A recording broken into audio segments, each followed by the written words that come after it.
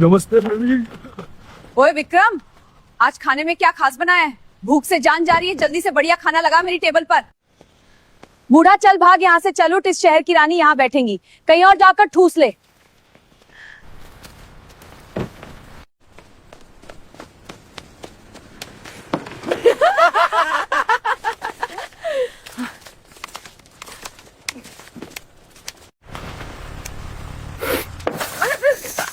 इस दाल में तो बिल्कुल स्वाद नहीं है, क्या मिट्टी मिलाई है इसमें? माफ कर दीजिए मैडम जी, अगली बार ध्यान रखूंगा।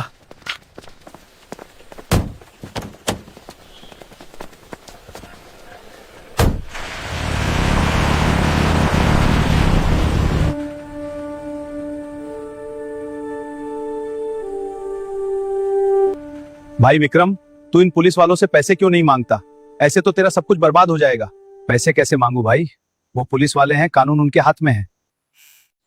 अगर मैंने पैसे मांगे तो वो मुझे किसी झूठे केस में फंसाकर जेल में डाल देंगे। मेरा परिवार सड़क पर आ जाएगा। यह ढाबा ही मेरी जिंदगी है। मैं गरीब आदमी हूँ। हाँ, ये पुलिस वाले गरीब के साथ ही ऐसा करते हैं। पता नहीं खुद को क्या समझते हैं। लेकिन तुम उदास मत हो, भगवान के घर देर है अंधेर नहीं। अच्छा, अपना ख्याल रखना, मैं अब चलता हूँ। नमस्ते अंकल जी। जी बेटा, कहो क्या चाहिए? खाना खाओगी? नहीं अंकल, मुझे खाना नहीं चाहिए, मैं काम की तलाश में हूँ। मैं बर्तन साफ कर सकती हूँ, लोगों को खाना परोस सकती हूँ। बेटा, ढाबे का काम बहुत मेहनत का होता है। दिन भर खड़े रहना पड़ता है। ग्राहकों की भीड़, धुआं, गर्मी, तुम ये सब कैसे कर पाओगी? तुम तो किसी अच्छे घर की लगती हो। अंकल, मेहनत से मुझे कोई डर नहीं लगता, और काम कोई भी छोटा या बड़ा नहीं होता। आप बस मुझे एक मौका दे देकर देखिए। ठीक है बेटा, तुम कल से काम पर आ जाना। वैसे तुम्हारा नाम क्या है? मेरा नाम काव्या है अंकल। उस दिन विक्रम प्रताप सिंह को बिल्कुल अंदाजा नहीं था कि उसने सिर्फ एक वेट्रेस को काम पर नहीं रखा है, बल्कि उस इंसान को अपने ढाबे में जगह दी है जो उसके और पूरे इलाके के सिर से इंस्पेक्टर भवानी का खौफ हमेशा के लिए खत्म करने वाली थी। अगली सुबह सूरज निकलने के साथ ही अन्नपूर्णा ढाबा में एक नई रौनक थी। काव्या समय से पहले ही काम पर आ गई थी। आते ही उसने सबसे पहले ढाबे की सफाई की, टेबलों को अच्छे से पोंछा और पानी के जग भरकर रख दिए। विक्रम प्रताप सिंह काउंटर से खड़े होकर उसे देख रहा था। उसे लगा जैसे ढाबे में कोई नई जान आ गई हो। जैसे जैसे दिन चढ़ा, ढाबे में ग्राहकों की भीड़ बढ़ने लगी। काव्या बिजली की तरह फुर्तीली थी।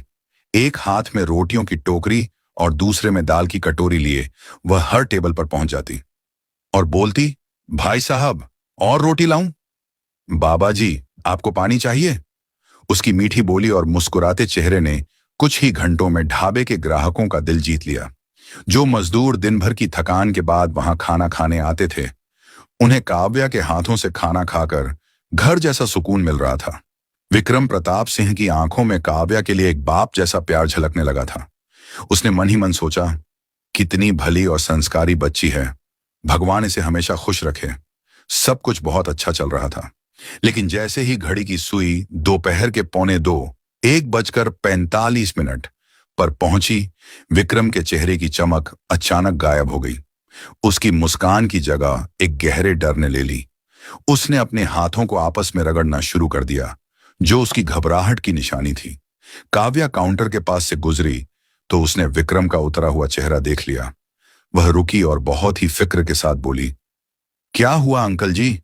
आपकी तबीयत तो ठीक है, अचानक इतने परेशान क्यों लग रहे हैं?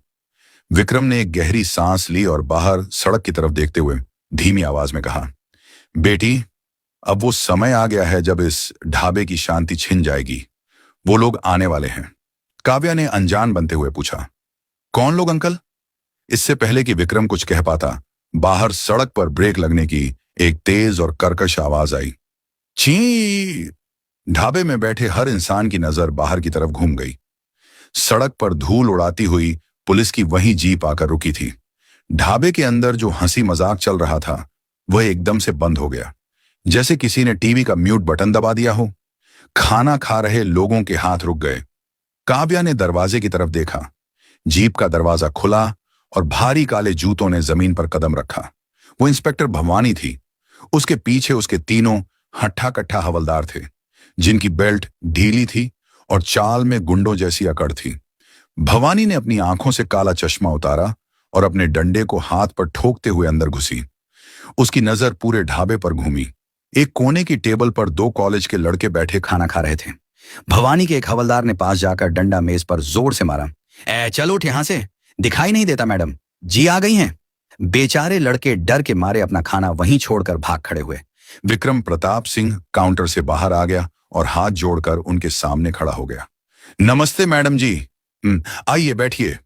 विक्रम की आवाज डर से कांप रही थी। भवानी धम्म से कुर्सी पर बैठ गई। उसने अपने दोनों पैर सामने वाली कुर्सी पर फैला दिए और विक्रम को घूरते हुए बोली, ओ ये विक्रम, आज बहुत जोरों की भूख लगी है। सुबह से इन चोर उचक्कों के पीछे भाग भाग कर दिमाग खराब हो गया है। जा जल्दी से मलाई कोफ्ता और तंदूरी रोटियां लेकर आ, और सुन, लस्सी में बर्फ ज्यादा होनी चाहिए। जी मैडम जी, अभी लाया। विक्रम जल्दी से पीछे रसोई की तरफ मुड़ा।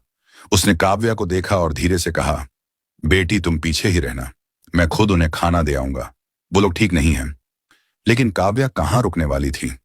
उसकी आंखों में कोई डर नहीं था। वह बिल्कुल शांत थी। जैसे ही खाना तैयार हुआ, काव्या ने थाली उठाई और भवानी की टेबल की तरफ चल दी। विक्रम उसे रोकता रह गया।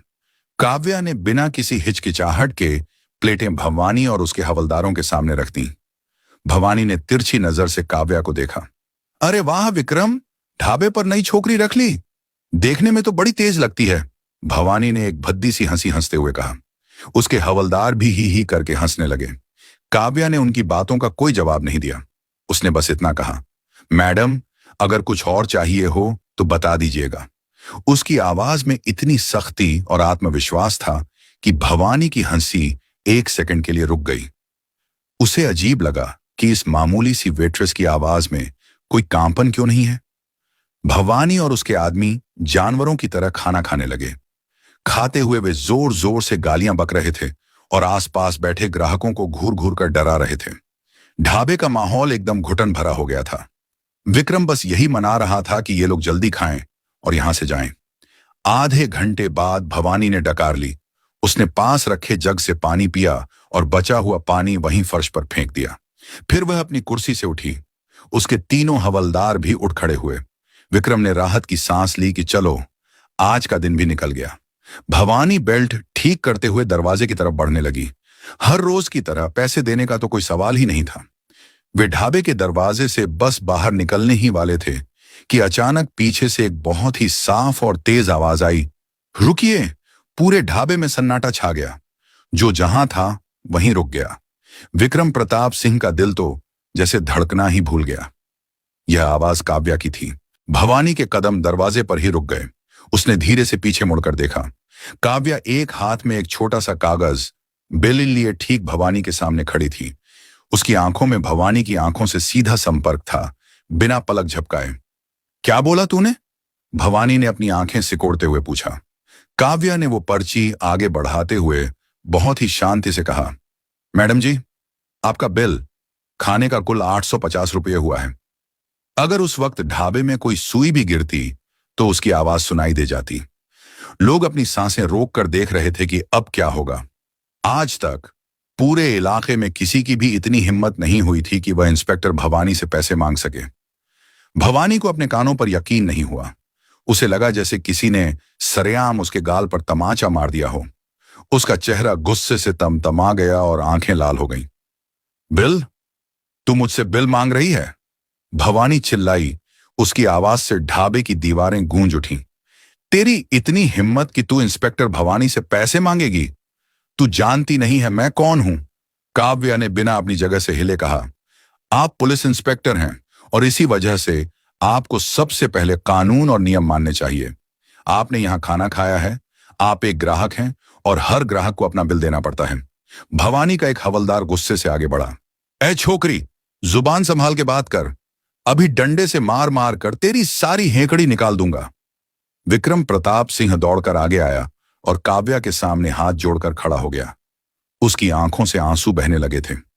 मैडम जी, माफ कर दीजिए, ये नई है, इसे कुछ पता नहीं है।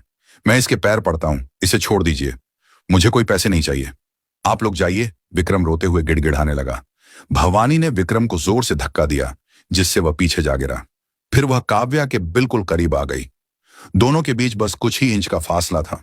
भवानी ने दांत पीसते हुए कहा, सुन ले ए 2 कौड़ी की वेट्रेस, आज तो मैं जा रही हूं। लेकिन अगली बार जब मैं आऊंगी तो तू खुद अपने हाथों से मुझे मुफ्त में खाना खिलाएगी। और अगर तूने फिर से अपनी ये जुबान चलाई ना तो इस ढाबे को आग लगा दूंगी और तुझे ऐसी जेल में डालूंगी कि तेरी लाश भी बाहर नहीं आएगी, समझी? भवानी ने जोर से एक लात पास रखी कुर्सी पर मारी। कुर्सी दूर जाकर गिरी और टूट गई। इसके बाद वह पैर पटकते हुए बाहर निकली, अपनी जीप में बैठी और तेजी से जीप वहां से भगा ले गई।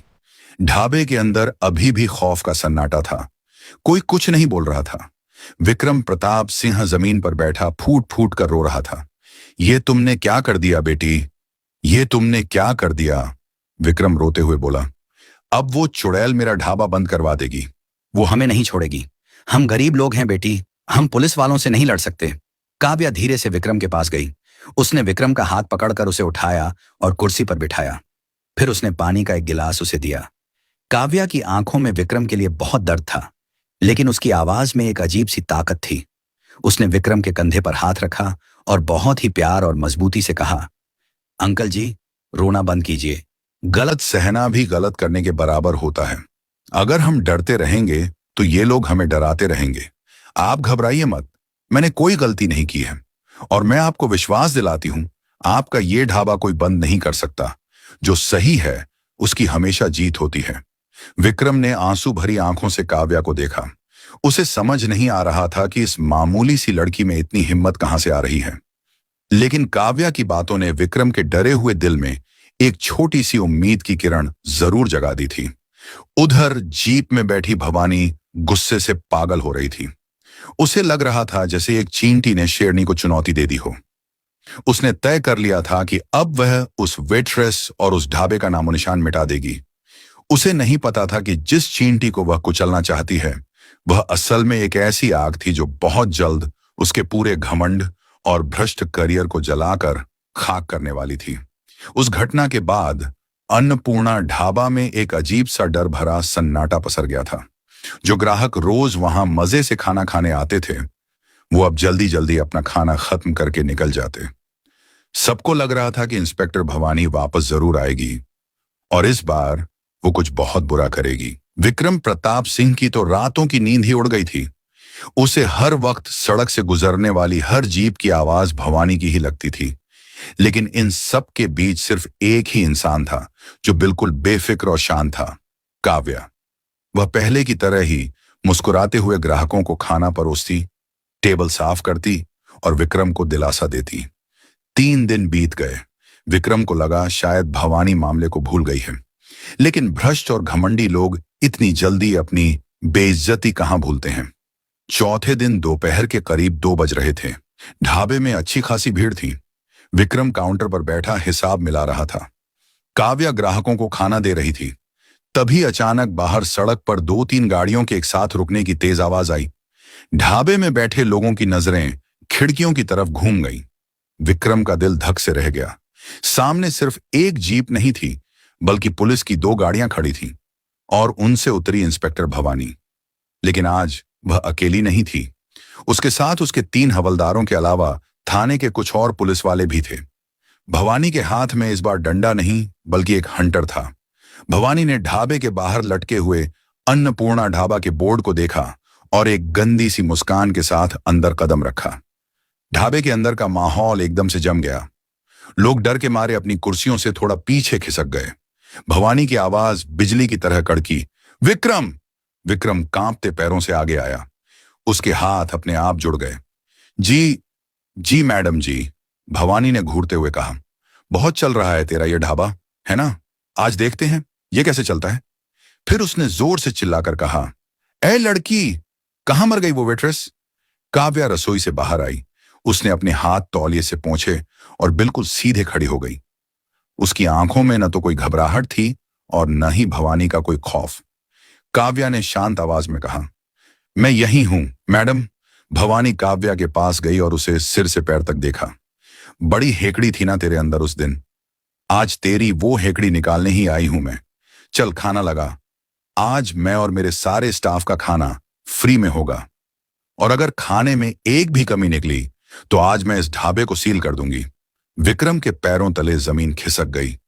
मैडम जी, रहम कीजिए, हम गरीब लोग हैं। चुप कर बुड्ढे! एक हवलदार ने विक्रम को जोर से धक्का दिया। काव्या ने विक्रम को सहारा दिया और फिर पीछे रसोई की तरफ चली गई। थोड़ी देर में उसने बहुत सारा खाना टेबल पर लगा दिया। भवानी और उसके आदमी मजे से खाने लगे, लेकिन भवानी का मकसद सिर्फ खाना नहीं था, उसे तो तमाशा करना था। उसने जानबूझकर एक कटोरी दाल नीचे गिरा दी। ये क्या बकवास है? इसमें तो कीड़ा है। ये सड़ा हुआ खाना खिलाता है तू लोगों को? भवानी चिल्लाई। मैडम जी ऐसा मत कहिए, मैं तो रोज ताजा खाना। बकवास बंद कर। भवानी ने पास रखी पानी की बोतल काव्या की तरफ फेंकी, जो काव्या के कंधे के पास से निकल गई। तेरी इस लड़की की वजह से आज तेरा ढाबा बंद होगा। ढाबे में बैठे ग्राहक डर के मारे एक एक करके वहां से खिसकने लगे। कुछ ही मिनटों में ढाबा ग्राहकों से खाली हो गया। भवानी और उसके पुलिस वालों ने जानबूझकर खाना बर्बाद किया, कुर्सियां इधर उधर फेंक दी और खूब हुड़दंग मचाया। जब वे अपना घटिया खेल खेल चुके तो भवानी उठी। उसने विक्रम की तरफ एक डरावनी मुस्कान उछाली और बोली, चल आज का तमाशा खत्म। कल आऊंगी तो इस ढाबे पर ताला लगा दूंगी। वो लोग दरवाजे की तरफ बढ़ने लगे। विक्रम प्रताप सिंह जमीन पर बैठकर रोने लगा। उसे अपना सब कुछ खत्म होता नजर आ रहा था। लेकिन तभी फिर से वही आवाज गूंजी जिसने कुछ दिन पहले इस ढाबे की दीवारें हिला दी थीं। मैडम, आपका बिल! भवानी झटके से मुड़ी। उसकी आंखों में खून उतर आया था। काव्या उसी जगह खड़ी थी, हाथ में एक और बिल की पर्ची ली। इस बार बिल का अमाउंट 2500 रुपये था। तेरी इतनी हिम्मत! भवानी गुस्से से पागल हो गई। वह दौड़कर काव्या के पास गई और अपना हाथ काव्या को थप्पड़ मारने के लिए उठाया। लेकिन इससे पहले कि भवानी का हाथ काव्या के चेहरे तक पहुंचता, काव्या ने बहुत ही फुर्ती और ताकत से भवानी का हाथ हवा में ही पकड़ लिया। काव्या की पकड़ इतनी मजबूत थी कि भवानी दर्द से करा उठी। हाथ उठाने की गलती मत करना इंस्पेक्टर भवानी। काव्या की आवाज अब शांत नहीं थी। उसमें एक ऐसी दहाड़ थी जिसने भवानी के साथ साथ उसके आंसुओं से भीगे विक्रम को भी चौंका दिया। भवानी के तीनों हवलदार डंडे लेकर काव्या की तरफ लपके। ए, छोड़ मैडम को! भवानी दर्द से चीखते हुए बोली। गिरफ्तार करो इसे, अभी के अभी हथकड़ी लगाओ इस चुड़ैल को। इसे थाने ले जाकर इतना पीटूंगी कि ये अपनी जिंदगी भीख में मांगेगी। हवलदारों ने अपनी बेल्ट से हथकड़ी निकाली और काव्या को पकड़ने के लिए आगे बढ़े। विक्रम प्रताप सिंह चीख पड़ा, नहीं, छोड़ दो मेरी बच्ची को। ढाबे के बाहर जो थोड़ी बहुत भीड़ इकट्ठा हो गई थी, वह भी सांस रोके ये सब देख रही थी। भवानी को लगा कि अब उसका काम हो गया। अब वो इस लड़की को सड़क पर घसीटते हुए ले जाएगी। लेकिन तभी, हाथ मत लगाना उसे! एक बहुत ही सख्त और रौबदार आवाज ढाबे के बाहर से आई। सबके कदम वहीं रुक गए। भवानी और उसके आदमियों ने मुड़कर दरवाजे की तरफ देखा।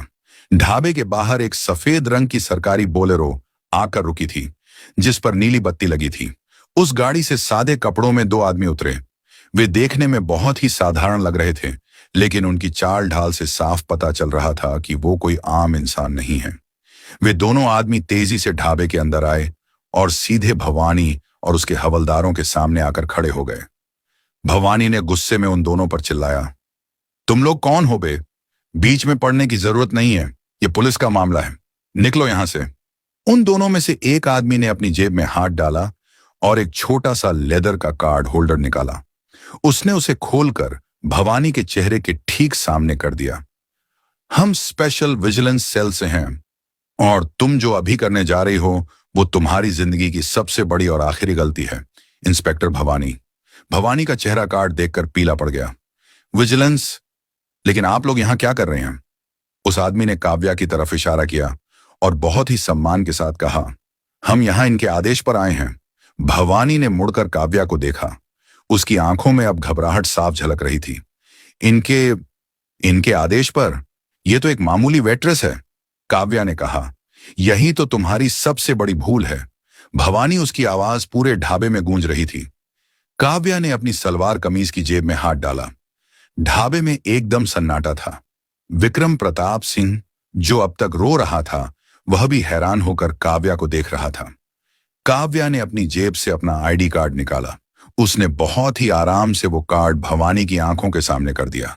भवानी ने जैसे ही उस कार्ड पर नजर डाली, उसके पैरों तले जमीन खिसक गई।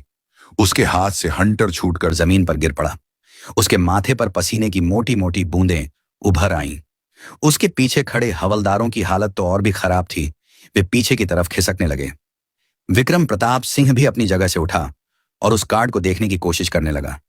उस कार्ड पर भारत सरकार का अशोक चक्र छपा था और उसके नीचे जो नाम और पद लिखा था उसे पढ़कर वहां मौजूद हर इंसान के होश उड़ गए। उस कार्ड पर लिखा था, काव्या भारतीय पुलिस सेवा, आईपीएस, नवनियुक्त पुलिस अधीक्षक, एसपी। ये देखकर इंस्पेक्टर भवानी के तो जैसे प्राण ही सूख गए। उसका वो सारा घमंड, वो अकड़ और वो दादागिरी जो कुछ देर पहले तक पूरे ढाबे को डरा रही थी, एक ही सेकंड में हवा हो गई। उसके हाथों से हंटर छूटकर पहले ही गिर चुका था और अब उसके पैर ऐसे कांप रहे थे जैसे किसी ने उसे बिजली का झटका दे दिया हो। पीछे खड़े तीनों हवलदारों की हालत तो और भी खराब थी। उन्हें समझ नहीं आ रहा था कि वो जमीन फाड़कर अंदर घुस जाएं या वहां से भाग जाएं, लेकिन भागते भी कहां। विजिलेंस के अधिकारी दरवाजा रोक कर खड़े थे। मैं मैडम सर। भवानी के मुंह से शब्द ही नहीं निकल रहे थे। उसकी लाल आंखें अब डर से सफेद पड़ चुकी थीं। काव्या ने अपना कार्ड वापस जेब में रखा। अब उसकी आवाज में एक वेट्रेस की शांति नहीं, बल्कि एक तेज तर्रार पुलिस अफसर की कड़क थी। क्या हुआ इंस्पेक्टर भवानी? अभी तो तुम मुझे हथकड़ी पहनाने वाली थी। लगाओ हथकड़ी, मैं तो तुम्हारे सामने खड़ी हूं, काव्या ने सीधे भवानी की आंखों में देखते हुए कहा। भवानी के पैर लड़खड़ा गए और वह वहीं काव्या के सामने घुटनों के बल जमीन पर बैठ गई। उसने अपने दोनों हाथ जोड़ ली। उसकी आंखों से आंसू बहने लगे, लेकिन ये आंसू पछतावे के नहीं, बल्कि अपनी नौकरी जाने के डर के थे। मैडम जी, मुझे माफ कर दीजिए, मुझसे बहुत बड़ी गलती हो गई। मैं आपको पहचान नहीं पाई। मुझे नहीं पता था कि आप हमारी नई एसपी मैडम हैं। मेरे बाल बच्चे हैं मैडम जी, मुझ पर रहम खाइए, मेरी नौकरी मत खाइए। भवानी रोते हुए गिड़गिड़ाने लगी। काव्या के चेहरे पर कोई दया नहीं थी। उसने भवानी को पीछे हटने का इशारा किया और बहुत ही सख्त आवाज में कहा, तुम रो रही हो भवानी? तुम्हें अपने बच्चों की चिंता है और जिन गरीबों का तुम रोज खाना छीनती थी, जिन दुकानदारों की मेहनत की कमाई तुम बिना पैसे दिए खा जाती थी, उनके बच्चों का क्या? क्या उन्हें भूख नहीं लगती? क्या उनका परिवार नहीं है? काव्या ने पूरे ढाबे की तरफ देखते हुए कहना शुरू किया। मुझे जब इस जिले की जिम्मेदारी मिली तो मुझे सबसे ज्यादा शिकायतें तुम्हारे ही इलाके से मिल रही थीं। लोग कहते थे कि यहां एक ऐसी इंस्पेक्टर है जो गुंडा टैक्स वसूलती है, मुफ्त का खाना खाती है और गरीबों को मारती है। मुझे यकीन नहीं हुआ कि वर्दी पहनने वाला कोई इंसान इतना गिर सकता है। इसीलिए मैंने फैसला किया कि मैं खुद सच देखूंगी। काव्या विक्रम प्रताप सिंह की तरफ मुड़ी, जो अभी भी हैरानी और आंसुओं के बीच खड़ा था। ये विक्रम अंकल जैसे लोग दिन रात आग के सामने खड़े होकर मेहनत करते हैं ताकि 2 पैसे कमा सकें, और तुम जैसी पुलिस वाली उनकी कमाई पर डाका डालती हो। पुलिस की वर्दी लोगों की रक्षा करने के लिए होती है भवानी, लोगों को डराने और लूटने के लिए नहीं। तुमने इस वर्दी को गंदा किया है। काव्या ने विजिलेंस अधिकारियों की तरफ देखा। ऑफिसर, इन चारों को गिरफ्तार करो और इन पर सिर्फ भ्रष्टाचार का नहीं, बल्कि आम जनता को धमकाने और सरकारी वर्दी का गलत इस्तेमाल करने का केस भी दर्ज करो। मैं खुद सुनिश्चित करूंगी कि ये कभी दोबारा पुलिस की वर्दी ना पहन सकें। जी मैडम। अधिकारियों ने तुरंत भवानी और उसके तीनों हवलदारों को हथकड़ी पहना दी। जब भवानी को हथकड़ी लगी तो ढाबे के बाहर खड़ी भीड़, जो अब काफी बड़ी हो चुकी थी, खुशी से चिल्ला उठी। लोगों ने तालियां बजानी शुरू कर दी। सालों से जिस भवानी का खौफ पूरे इलाके में था, आज वह अपना सिर झुकाए रोते हुए पुलिस की गाड़ी में बैठ रही थी। गाड़ियां वहां से निकल गईं। ढाबे में अब सिर्फ काव्या, विक्रम प्रताप सिंह और कुछ ग्राहक बचे थे। विक्रम प्रताप सिंह के लिए यह सब किसी चमत्कार से कम नहीं था। वो धीरे धीरे काव्या के पास आया। उसकी आंखों से आंसुओं की धार बह रही थी। वो इतना भावुक हो गया था कि उसने काव्या के पैर छूने के लिए अपने हाथ आगे बढ़ा दिए। अरे अंकल जी, ये क्या कर रहे हैं आप? काव्या ने तुरंत पीछे हटकर विक्रम के दोनों हाथ पकड़ लिए। मैडम जी, मुझे माफ कर दीजिए। विक्रम फूट फूट कर रोने लगा। मैंने आपसे झूठे बर्तन उठवाए, आपसे लोगों को खाना परोसने को कहा। मुझे क्या पता था कि आप इतने बड़े ओहदे वाली अफसर हैं। मैंने बहुत बड़ा पाप कर दिया मैडम जी। काव्या मुस्कुराई। उसकी आंखों में भी नमी आ गई थी। उसने बहुत प्यार से विक्रम के कंधे पर हाथ रखा और कहा, अंकल जी, काम कोई छोटा या बड़ा नहीं होता। मैंने कोई पाप नहीं किया और ना ही आपने। आपने तो मुझे एक बेटी की तरह रखा। जब मुझे काम की जरूरत थी तो आपने बिना कुछ सोचे मुझे सहारा दिया। असली इज्जत तो आप जैसे मेहनती लोगों की होनी चाहिए। काव्या ने अपनी जेब से कुछ पैसे निकाले और विक्रम के हाथ में रखते हुए कहा, और ये रहे मेरे उन दिनों के खाने के पैसे जो मैंने यहां खाया है। अन्नपूर्णा ढाबे का खाना मैं कभी नहीं भूलूंगी। विक्रम ने हाथ जोड़ लिए। नहीं बेटी, अब तुम मुझे शर्मिंदा मत करो। ये ढाबा हमेशा तुम्हारा रहेगा। काव्या ने विक्रम को ढाढ़स बंधाया। बाहर एक सरकारी गाड़ी काव्या का इंतजार कर रही थी। ढाबे के बाकी लड़के और बाहर खड़े लोग लगातार तालियां बजा रहे थे। हर किसी के चेहरे पर एक सच्ची खुशी और सम्मान था। आज सच में न्याय हुआ था। काव्या गाड़ी में बैठी। उसने एक आखिरी बार मुस्कुराते हुए विक्रम अंकल और उनके अन्नपूर्णा ढाबे की तरफ हाथ हिलाया। गाड़ी धीरे धीरे सड़क पर आगे बढ़ गई। उस दिन के बाद से अन्नपूर्णा ढाबे की किस्मत ही बदल गई। इंस्पेक्टर भवानी के जेल जाने से पूरे इलाके के दुकानदारों में एक नई हिम्मत आ गई थी। अब किसी पुलिस वाले की हिम्मत नहीं होती थी कि वो किसी गरीब से मुफ्त का खाना खाए या उस पर रौब झाड़े। विक्रम प्रताप सिंह का ढाबा अब और भी ज्यादा चलने लगा था। लोग दूर दूर से वहां खाना खाने आते थे, सिर्फ खाने के स्वाद के लिए नहीं, बल्कि उस आईपीएस वेट्रेस की कहानी सुनने के लिए, जिसने एक ही दिन में पूरे शहर का माहौल बदल दिया था। विक्रम जब भी किसी को वो कहानी सुनाता तो उसकी छाती गर्व से चौड़ी हो जाती और आंखों में एक ही बात चमकती, सच्चाई कभी हारती नहीं, बस उसे एक निडर आवाज की जरूरत होती है।